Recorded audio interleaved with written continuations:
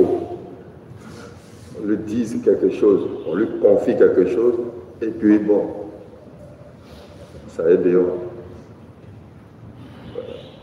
Et je crois que c'est le plus grand mal. Et les prêtres que nous sommes, nous savons surtout le secret de la confession ne doit jamais être divulgué, même au risque de ta vie.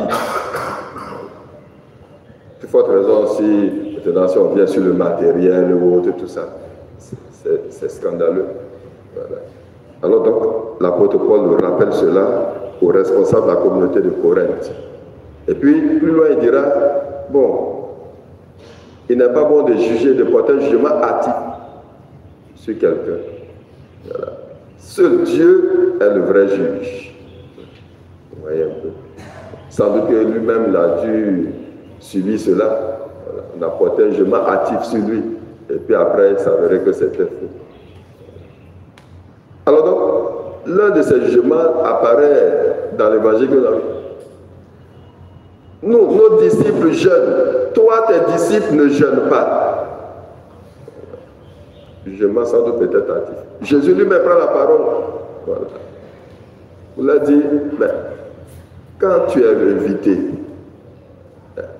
quelqu'un qui va faire son mariage t'invite. Et puis arrivé là-bas, tu acceptes, d'abord tu acceptes l'invitation, tu arrives là-bas et tu dis, bon, moi je n'ai pas mangé, moi je jeûne. Je jeûne. Il dit que c'est être fou. En ce moment-là, pourquoi tu as accepté l'invitation? Tu ne peux pas aller à une invitation et puis tu dis tu jeûnes. Voilà. Alors donc pour bien comprendre ça, il a fallu qu'on aille un peu dans ce que la Bible s'appelle les synoptiques. Voilà. Matthieu, Luc et Marc abordent cette discussion-là sur le jeûne. Mais il a fallu Matthieu pour que moi aussi je comprenne bien. Pour lui, il est clair que l'époux, c'est Jésus. Et puis, les invités, ce sont les disciples. Et il dit donc, si l'époux est avec les invités, ça veut dire que quoi? C'est un moment de quoi? Festif, c'est un moment de joie et de partage. Peut-être même de bombance. Et donc, si l'époux nous est enlevé, en ce moment, on va gêner. Et le commentateur de Matthieu dira que c'est quand Jésus sera enlevé. Voilà, quand il va vivre sa passion et sa mort, et qu'il sera enlevé du milieu des hommes. À ce moment-là, les invités ne voyant plus l'époux, doivent maintenant se mettre au jeûne. Autrement dit, si Jésus est avec toi, si Jésus est en toi, si tu as la présence de Jésus, mais tu es heureux, tu n'as pas besoin de jeûner.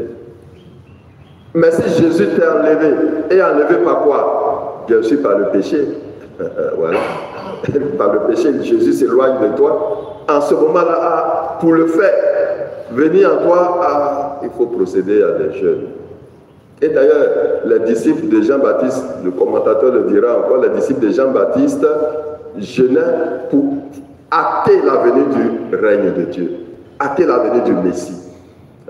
Donc, si on le dit, si on le comprend ainsi, on n'est pas hors jeu.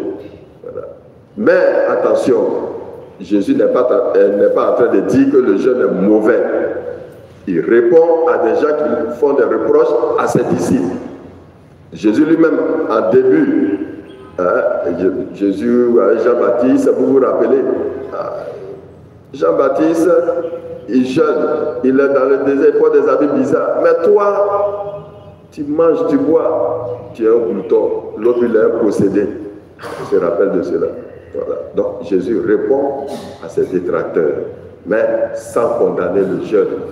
Attention, le jeûne est important. Quand tu sens que tu t'es éloigné de Dieu, quand tu sens qu'il y a la sécheresse spirituelle, quand tu sens que vraiment tu n'es plus en conformité avec ton église et ton Dieu, il est bon de prendre un temps de jeûne pour te ressourcer, pour te refaire, pour t'accorder avec celui à la suite de qui tu marches.